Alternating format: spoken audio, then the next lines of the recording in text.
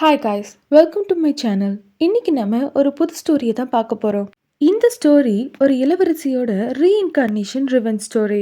வாங்க நம்ம ஸ்டோரிக்குள்ள போகலாம். பெர்ரி ராஜ்யம். இந்த ராஜ்யத்தோட முதல் இளவரசி தான் நான். என்னோட பேரு லார்சி. என் தம்பி, என் தங்கச்சி, என் அப்பா அம்மா இவங்க எதிர்பார்ப்புகள் எல்லாம் பூர்த்தி செய்ய, முக்கியமா என் மக்களுக்காக நான் எதுவும் செய்ய தயாரா இருந்தேன். ஆனால் என் அப்பா அம்மா என்னை பற்றி கவலைப்பட்டாங்க.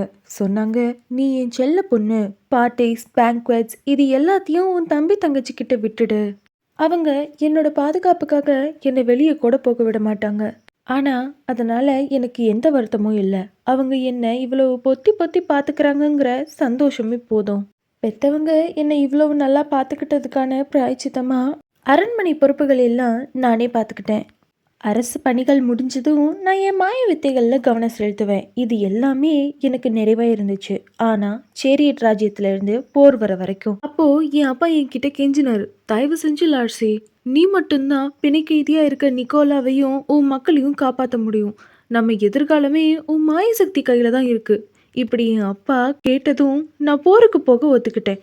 என் நெருப்பு சக்தியை வச்சு என் நாட்டு வீரர்களுக்கு நான் போரில் உதவி செஞ்சேன். ஆபத்துல இருந்த என் வீரர்களை காப்பாத்தினேன். என் எதிரிகளுக்கு கருணையே காட்டாம பஸ்மமாக்கினேன். இது எல்லாம் என் குடும்பத்துக்காகன்னு செஞ்சேன். ஆனா என்னதான் அற்புத நெருப்பு சக்தி இருந்தாலும் இராணுவ வளத்துல சிறந்த சேரியட் ராஜ்யத்துக்கு முன்னாடி எங்களால ஜெயிக்க முடியல. திடீர்னு பெர்ரி ராஜ்யம் சரணடைஞ்சிட்டு தான் செய்தி வந்தது. தலைநகரத்துல இருந்து எந்த ஒரு முன்னெச்சரிக்கையும் இல்லாம போர் புரிஞ்சிட்டு இருந்த நாங்க சேரியட் ராஜ்யத்துக்கிட்ட கைதியா மாட்டிக்கிட்டோம். அங்க என்ன வவ்வால் இளவரசின்னு சொல்லி என்னை அடைச்சு வச்சுட்டாங்க. அங்கதான் நான் நரகத்தை அனுபவிச்சேன்.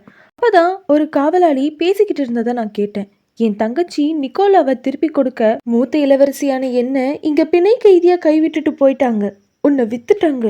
இளவரசி நிக்கோலாவை காப்பாத்த உன்னை பலியாடாக்கிட்டாங்கன்னு சொன்னான். அப்பதான் என் அப்பா என்கிட்ட ஒரு நல்ல மகாராணியா நிக்கோலா இருப்பான்னு அவளை சேரியட் ராஜ்யத்துக்கு கட்டி கொடுத்தோம். இப்போ என்னன்னா அவளை பிணை கைதியா வச்சு போர் செய்யறாங்க. அவளை காப்பாத்து லார்சி அப்படின்னு என்கிட்ட கெஞ்சினார். இதை நினைச்சிட்டு இருந்த அதே சமயம் உன்னை கைவிட்டுட்டாங்கன்னு திரும்ப திரும்ப அந்த காவலாளி சொல்லிக்கிட்டே இருந்தான். ஆனா நான் அதை நம்பவே இல்லை. அப்பதான் சேரியட் ராஜ்யத்தோட அரசன் என்ன பார்க்க வந்தான். என்ன அவனோட ராணி ஆக்குறதாவும் தான் அவளுக்கு உதவி செய்யறதாவும் சொன்னான். ஆனா நான் கடைசி வரைக்கும் என் நாட்டுக்கு விசுவாசமா தான் இருந்தேன். அவன் வேண்டுதலை நான் நிராகரிச்சேன். இப்படி அவங்க நாட்டு அரசர் வேண்டுகோளை நிராகரிச்சதுனாலேயே என்னை கொடுமைப்படுத்துறவங்க இன்னும் அதிகமானாங்க.